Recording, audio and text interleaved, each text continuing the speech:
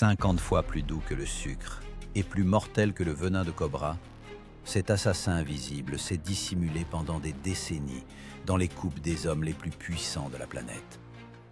Pendant que les légions étendaient les frontières de l'Empire par le feu et par l'épée, une catastrophe silencieuse et imperceptible se déroulait à l'intérieur des palais dorés de Rome, détruisant l'esprit des dirigeants plus rapidement que les épées barbares. Vous contemplez les statues de marbre des empereurs et y voyez la grandeur. Mais l'analyse de leurs ossements révèle une toute autre histoire.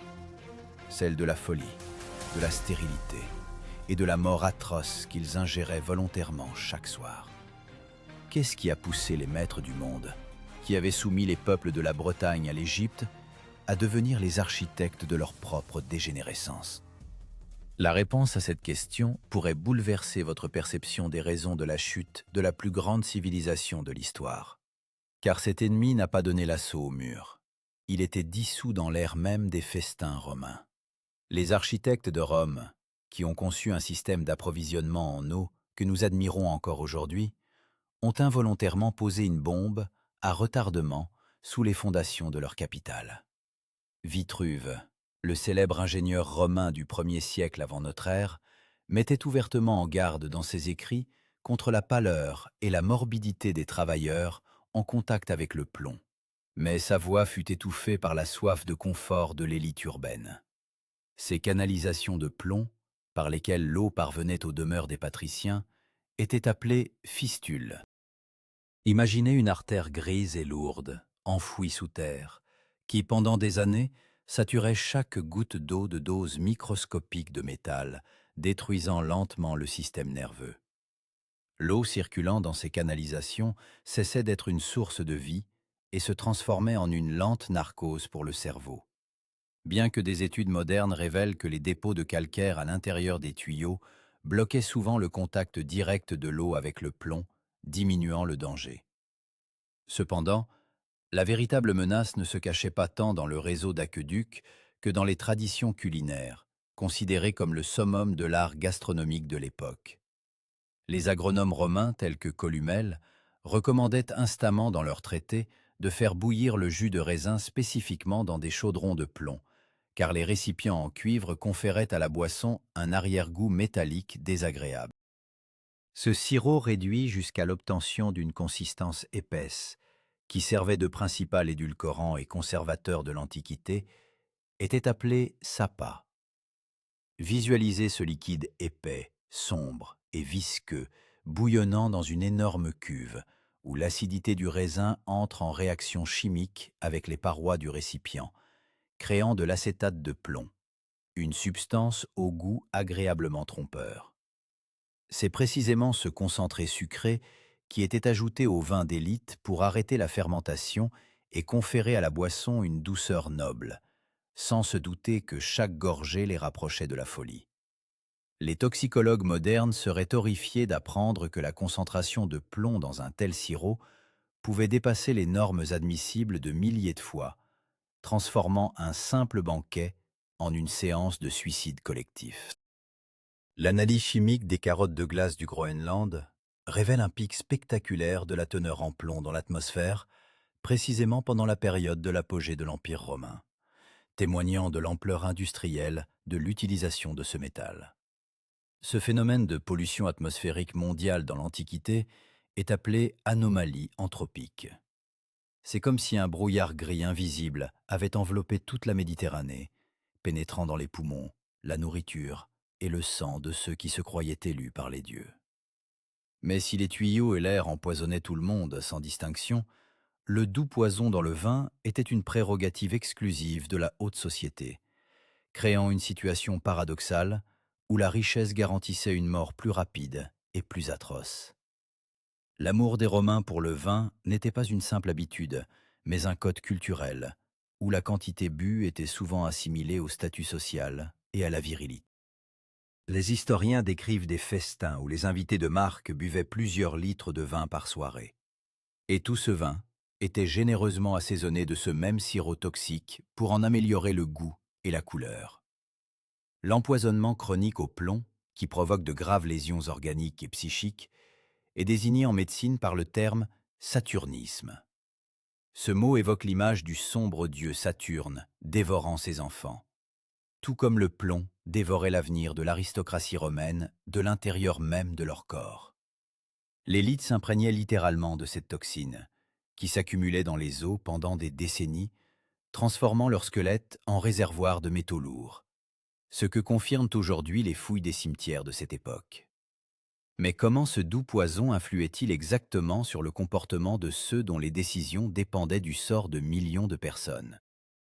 Pour comprendre l'ampleur de la tragédie, il faut regarder non pas les formules chimiques, mais les visages des empereurs, dont les actions devenaient de plus en plus imprévisibles et cruelles. Les coupes d'or tremblaient dans les mains de ceux qui, d'un simple mouvement de doigt, pouvaient envoyer des légions à la mort, mais ne pouvaient apaiser leur propre douleur, qui leur déchirait les articulations de l'intérieur. Tandis que les historiens décrivent de brillantes victoires et des processions triomphales, les traités médicaux de l'époque dressent le tableau d'une épidémie cachée, transformant les banquets en une exposition de corps mutilés. Pline l'Ancien notait avec une précision effrayante comment des généraux autrefois puissants perdaient la capacité de marcher, leurs pieds gonflant et se déformant, transformant chaque mouvement en une torture. Cette maladie articulaire douloureuse, causée par un trouble du métabolisme et l'accumulation d'acide urique, était appelée goutte par les médecins romains. Cependant, ils ignoraient que cette maladie des rois était la conséquence directe du blocage des reins par le plomb qui, telle une digue invisible, retenait les toxines à l'intérieur de l'organisme. L'ampleur de la consommation de vin empoisonné par l'élite dépasse l'entendement de l'homme moderne, habitué à des doses modérées d'alcool. Les découvertes archéologiques de la villa de Sept-Finestres, en Toscane, révèlent des complexes de production gigantesques où le vin était élaboré par milliers de tonnes pour étancher la soif de la capitale. Ces énormes jarres d'argile, enfouis dans le sol pour la fermentation et la conservation du vin, étaient appelés dolium. À l'intérieur de ces récipients sombres et frais, souvent scellés par des agrafes de plomb ou recouverts d'une glaçure au plomb à l'intérieur, se produisait une diffusion mortelle, saturant la boisson de métal avant même qu'elle n'atteigne la table. Les calculs d'historiens modernes, tels que Rudolf Notton, indiquent qu'un représentant de la noblesse romaine pouvait boire entre 1 et 5 litres de vin par jour, ingérant avec l'ivresse une dose de plomb qui dépasserait de nombreuses fois le seuil létal si elle était prise en une seule fois. La perfidie de ce poison résidait dans ses qualités gustatives, qui trompaient les réflexes de défense naturels de l'homme, rejetant habituellement l'amertume des toxines. Les Romains adoraient le sucré, mais le sucre de canne était une denrée exotique rare et coûteuse, accessible à peu d'élus. Par conséquent, toute l'industrie culinaire de l'Empire reposait sur des édulcorants artificiels à base de raisin et de plomb. Cette substance cristalline, formée par la réaction de l'acide acétique du vin avec les ustensiles en plomb, est connue aujourd'hui des chimistes sous le nom d'acétate de plomb ou sucre de plomb. Il est facile d'imaginer le cuisinier de la cuisine impériale goûtant une sauce, notant avec satisfaction sa douceur agréable, sans savoir que ce goût même serait la cause de la stérilité de son maître et des fausses couches de sa maîtresse. Le poison pénétrait l'organisme des patriciens non seulement par l'estomac, mais aussi par la peau, transformant la quête de la beauté en sentence de mort pour les femmes romaines. L'idéal de la beauté antique exigeait une pâleur cadavérique qui distinguait l'aristocrate, passant ses journées à l'ombre du palais, de la plébéienne bronzée travaillant au champ. Cette pâte blanche épaisse, dont les matrones de haut rang enduisaient quotidiennement leur visage, cou et poitrine, était appelée céruse. La base de ce cosmétique était le blanc de plomb, qui, absorbé par les pores, détruisait la peau, obligeant les femmes à appliquer des couches de maquillage de plus en plus épaisses pour masquer les ulcères et la teinte grise du visage causée par ce même produit. Ovide, dans ses poèmes, chantait l'art du maquillage.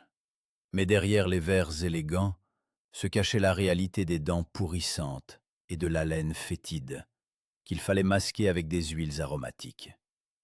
Les études des restes osseux d'Herculanum, ville scellée instantanément par les cendres volcaniques, nous offrent une coupe transversale unique de l'état de santé de la population romaine au sommet de la puissance de l'Empire. L'analyse spectrale montre que la concentration de plomb dans les os des hommes adultes des couches supérieures de la société atteignait 84 microgrammes par gramme, ce qui est comparable au niveau des travailleurs modernes dans les industries métallurgiques nocives. Ce phénomène d'accumulation de substances toxiques dans les tissus biologiques au cours de la vie est appelé bioaccumulation. L'organisme de l'aristocrate romain se transformait en un entrepôt vivant de métaux lourds qui remplaçait le calcium dans le squelette, rendant les os fragiles et le système nerveux vulnérable au moindre stress. Mais le plus terrible ne se passait pas dans les os, ni dans les estomacs, mais dans la tête de ceux qui dirigeaient l'énorme machine étatique. L'intoxication chronique au plomb a un effet spécifique sur le cerveau, provoquant non seulement la démence, mais aussi une agressivité paranoïaque et une manie de la persécution. L'histoire nous a conservé des descriptions du comportement des empereurs de la dynastie julio-claudienne qui se transformaient soudainement de dirigeants raisonnables en tyrans sanguinaires, voyant des ennemis dans leurs propres ombres. Les couloirs nocturnes du palais impérial sur le mont Palatin résonnaient non seulement des bruits des festins, mais aussi des cris effrayants d'hommes que leurs propres démons privaient de sommeil pendant des semaines.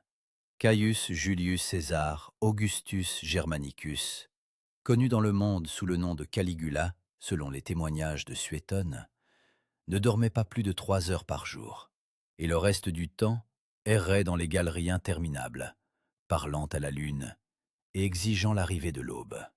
Cette insomnie terrifiante et cette hyperactivité, se transformant en délire paranoïaque, sont des symptômes classiques d'une intoxication grave au plomb, qui détruit les mécanismes d'inhibition dans le cortex cérébral. Les médecins de l'Antiquité mettaient cela sur le compte des malédictions des dieux ou de l'épilepsie, mais la science moderne y voit une calcination chimique des neurones, transformant l'homme en un nerf à vif. Le principal coupable de cette tragédie était un produit encore plus concentré et sucré que la sapa mentionnée précédemment, appelé defrutum dans la cuisine romaine. Imaginez du mou de raisin bouilli dans un chaudron de plomb jusqu'à ce qu'il ne reste exactement que la moitié du volume initial, transformant le liquide en une mélasse épaisse, presque noire, avec une concentration de toxines excessive. Le defrutum était l'ingrédient secret des plats préférés de la table impériale. Du porc glacé aux tartes raffinées, dont les dirigeants se gavaient quotidiennement.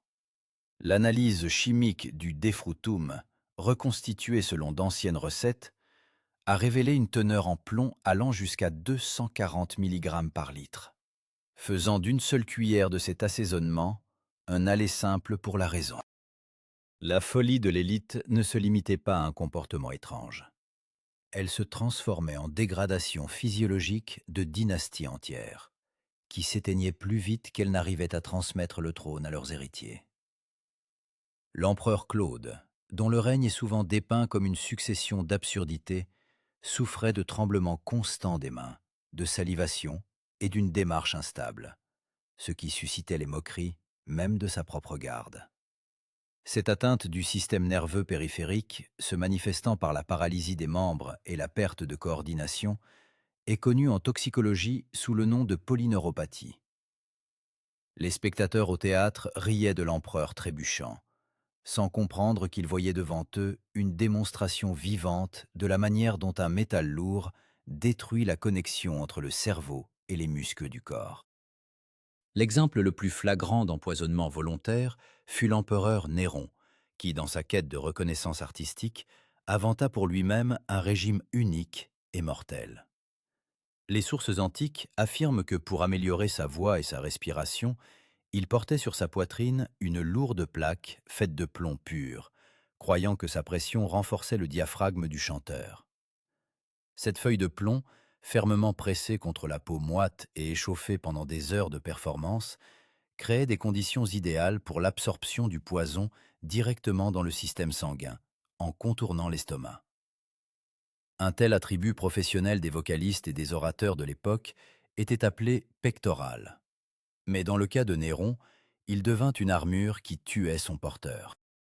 Il n'est pas surprenant que le règne de Néron se soit achevé dans un chaos sanglant, car son cerveau était sous l'attaque constante de toxines qui augmentaient l'agressivité et réduisaient la pensée critique au niveau d'un enfant capricieux. Les historiens romains, tels que Tacite, décrivent ces accès de rage soudains, suivis d'apathie, ce qui correspond parfaitement au tableau clinique de l'encéphalopathie saturnine.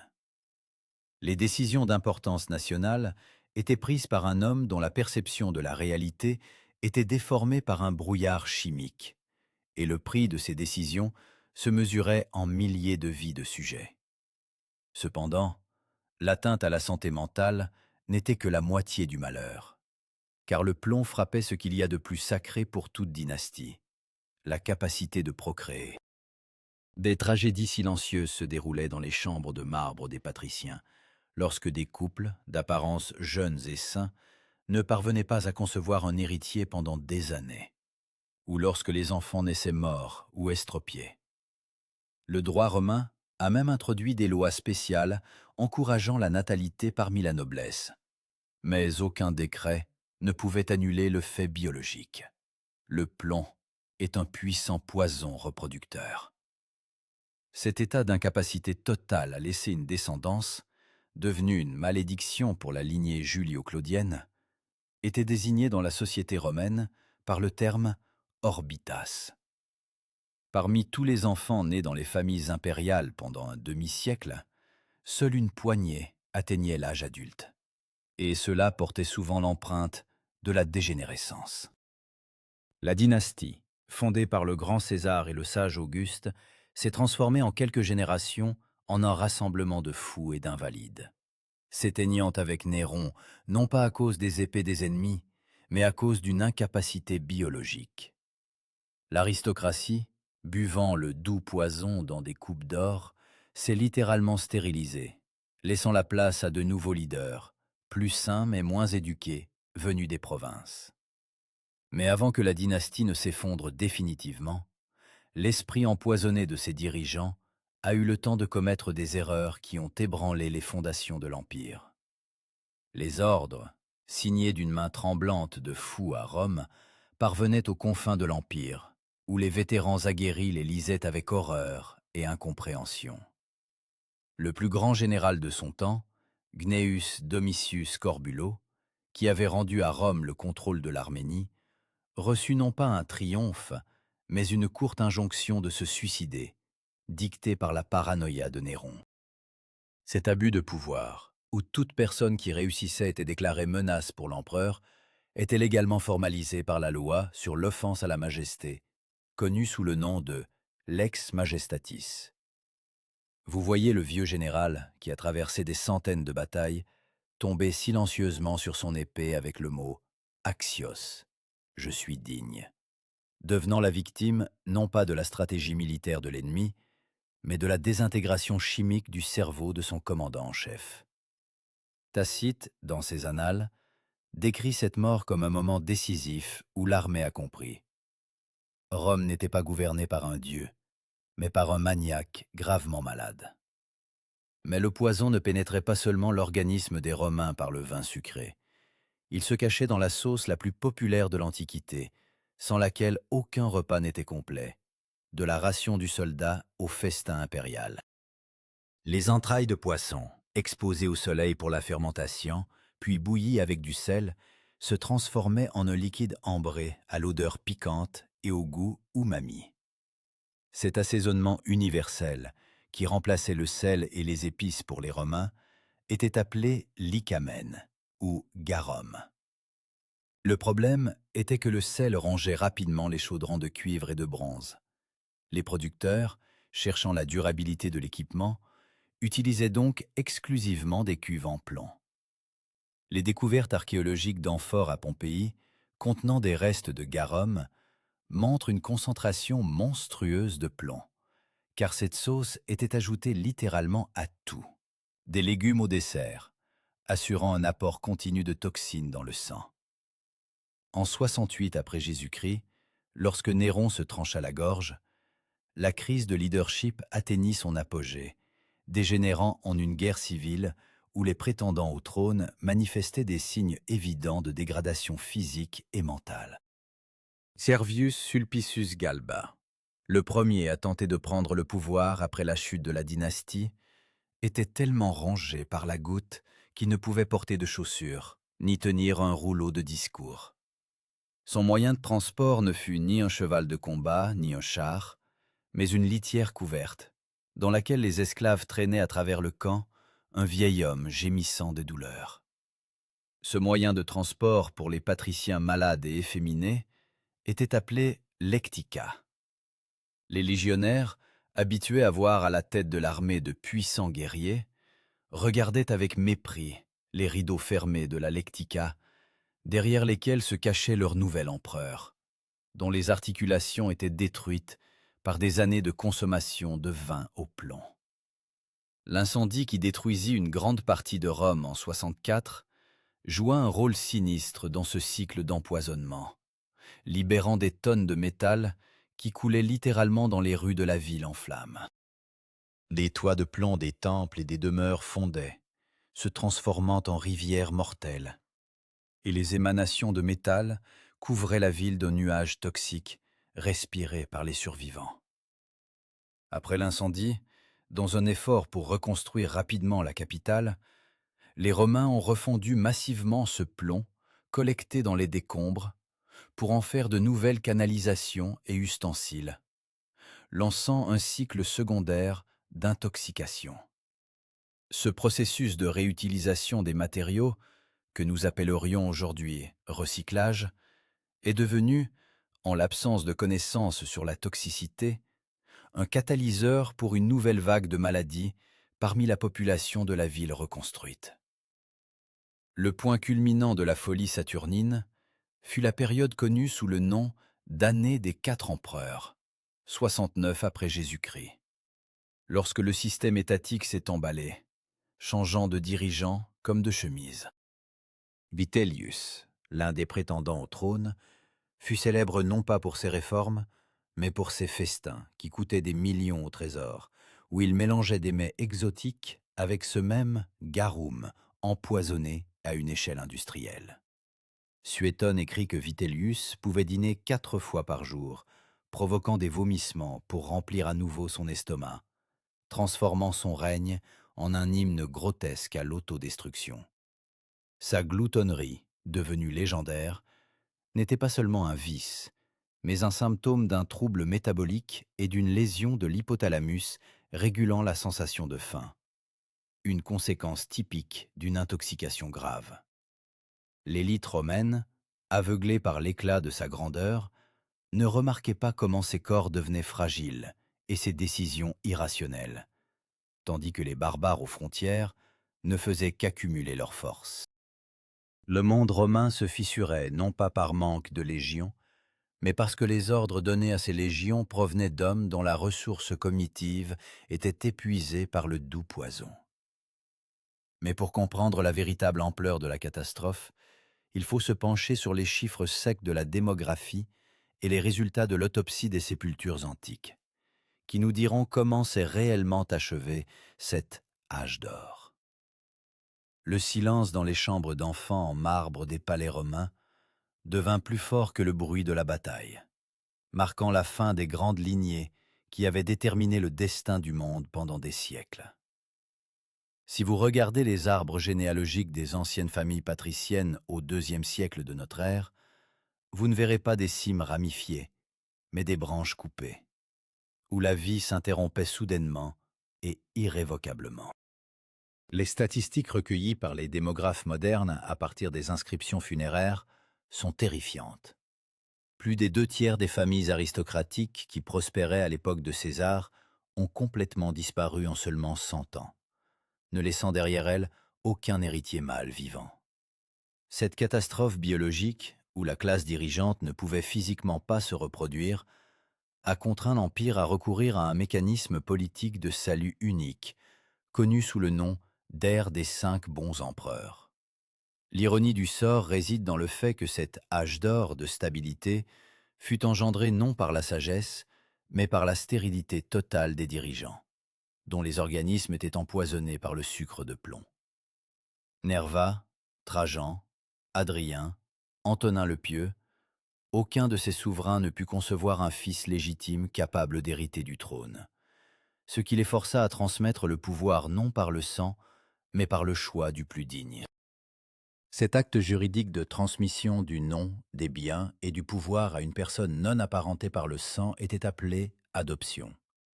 Imaginez un vieil empereur qui, regardant ses mains vides et sentant le poison détruire son corps, est contraint d'adopter un homme adulte étranger pour sauver l'état du chaos du vide de pouvoir qui serait inévitablement survenu en raison de sa propre stérilité. La peste saturnine décimait les rangs de la vieille élite, à une telle vitesse que le Sénat devait être constamment renouvelé par de nouvelles personnes venues des provinces, dont le sang n'était pas encore saturé des toxines de l'aqueduc et de la cuisine romaine. Les historiens notent le paradoxe. Plus une famille était proche du centre de la civilisation romaine et de ses commodités, plus vite elle s'éteignait, cédant la place aux barbares d'Espagne, de Gaule ou d'Afrique. Les nouveaux arrivants apportaient avec eux des forces vives et des gènes sains. Mais dès qu'ils s'installaient à Rome et adoptaient l'habitude de boire du vin avec du sirop de sapin et de se laver dans les thermes aux tuyaux de plomb, le compte à rebours était lancé également pour eux. Ce cycle de renouvellement de l'élite par la périphérie saine, tandis que le centre pourrit vivant, est un exemple classique de la manière dont un facteur environnemental peut déterminer la mobilité sociale d'une civilisation entière. La confirmation scientifique de cette théorie n'est pas venue des anciens parchemins, mais des laboratoires, où les paléopathologistes ont examiné les dents et les os des Romains trouvés dans les cimetières de Londinium et de Rome. L'émail dentaire, formé pendant l'enfance, scelle à jamais en lui la composition chimique de la nourriture et de l'eau consommée par l'enfant, devenant une sorte de boîte noire de sa vie. L'analyse isotopique de ces restes a montré que le niveau de plomb dans les organismes des citoyens romains était 100 fois supérieur à celui des personnes ayant vécu avant l'apparition de l'Empire. Et cet indicateur était en corrélation avec le statut social. Plus l'individu était riche, plus il portait de poison en lui. Cette méthode d'étude de la composition chimique du tissu osseux pour la reconstruction du régime alimentaire et des maladies du passé est appelée ostéoarchéologie. Les conséquences de cet empoisonnement de masse allaient bien au-delà des tragédies personnelles. Elles minaient la capacité de combat même de l'armée romaine et l'efficacité de la bureaucratie. Les commandants de légions, souffrant de la goutte et de troubles cognitifs, perdaient la capacité de raisonnement tactique rapide, ce qui entraînait des défaites catastrophiques, comme le désastre de Teutobourg ou l'échec des campagnes parthes. Lorsque le cerveau d'un général est embrumé par l'encéphalopathie saturnine, il ne voit pas les pièges évidents.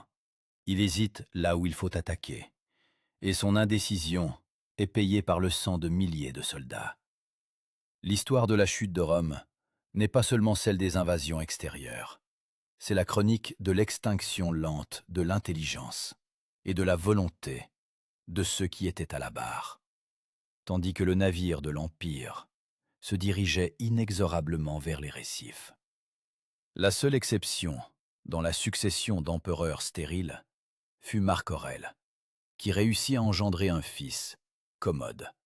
Mais le résultat de ce succès biologique s'avéra pire que la stérilité elle-même.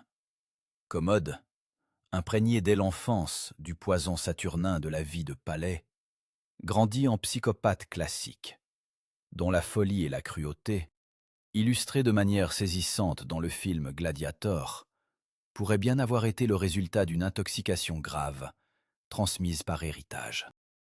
Son règne mit un terme à l'ère de stabilité et plongea Rome dans un abîme de guerre civile, dont l'Empire ne ressortit jamais le même. L'aqueduc de plomb, que les Romains installaient fièrement dans chaque ville conquise comme un symbole de civilisation, était en réalité le nœud coulant se resserrant lentement autour du cou de leur culture. L'accord final de cette tragédie retentit lorsque l'économie de l'Empire commença à s'effondrer sous le poids des dépenses de maintien d'un appareil administratif incapable et des guerres sans fin. La dégradation de l'élite entraîna que les systèmes complexes d'ingénierie et d'administration créés par les ancêtres cessèrent d'être correctement entretenus, car les descendants n'avaient plus la capacité cognitive de gérer cette machine gigantesque. Les grands aqueducs, qui portaient jadis la vie, continuaient d'empoisonner la population, mais à cela s'ajoutait désormais le déclin général des infrastructures. Mais la découverte la plus importante nous attend à la fin. Les recherches modernes montrent que l'histoire du plomb romain n'est pas seulement une leçon du passé, mais un miroir effrayant pour notre présent. Le vent souffle parmi les colonnes brisées du forum, soulevant la poussière dans laquelle se mêle la cendre des grands sénateurs et les particules de ce même métal qui les a conduits à la tombe. Lorsque nous regardons les ruines de Rome, nous avons l'habitude d'attribuer sa chute aux invasions barbares, à la crise économique ou à la décadence morale. Mais le géochimiste Jérôme Henriagu a proposé dans son ouvrage fondamental de 1983 une théorie effrayante par sa simplicité. L'Empire a été tué par sa propre cuisine. Cette hypothèse, qui a suscité de vifs débats dans la communauté scientifique, affirme que la classe dirigeante de Rome, en consommant des doses colossales de plomb, a pratiquement commis un suicide collectif étalé sur plusieurs générations.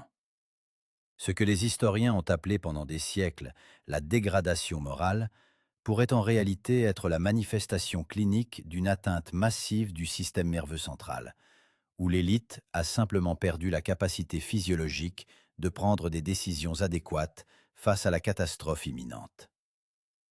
Nous pensons souvent que l'histoire est une liste de dates et de batailles.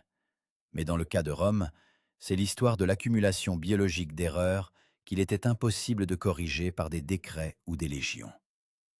La capacité d'une substance toxique à amplifier son effet destructeur lors d'un apport constant dans l'organisme, même à petite dose, est appelée effet cumulatif. Cette notion explique pourquoi les Romains ne percevaient pas la menace. Le poison ne tuait pas instantanément, comme l'arsenic ou la ciguë. Il s'accumulait pendant des années, se masquant sous la fatigue, la vieillesse ou un mauvais caractère, jusqu'à ce qu'il soit trop tard. Le plus terrible était que les symptômes de l'empoisonnement, apathie, stérilité, déclin de l'intelligence, étaient perçus non comme une maladie, mais comme la norme de vie d'un aristocrate saturé de plaisir. Mais il ne faut pas regarder les anciens Romains avec une pitié condescendante, les considérant comme des victimes ignorantes de technologies primitives, car notre propre histoire du XXe siècle reflète de manière effrayante ce récit. Pendant des décennies, nous avons ajouté du plomb à l'essence pour que les moteurs de nos voitures fonctionnent plus doucement et plus silencieusement, tout comme les Romains l'ajoutaient au vin pour qu'il soit plus sucré. Ce composé, connu sous le nom de tétraéthylplomb, a empoisonné l'atmosphère de la planète à une échelle que les Romains n'auraient jamais pu imaginer. Et seuls les efforts titanesques du géochimiste Claire Patterson, au milieu du siècle dernier, ont réussi à stopper cette folie. Nous respirions le même doux poison, payant le prix du confort de la rapidité de déplacement par une baisse du QI de toute une génération d'enfants. Ce que confirment de nombreuses études modernes dans le domaine de la médecine environnementale.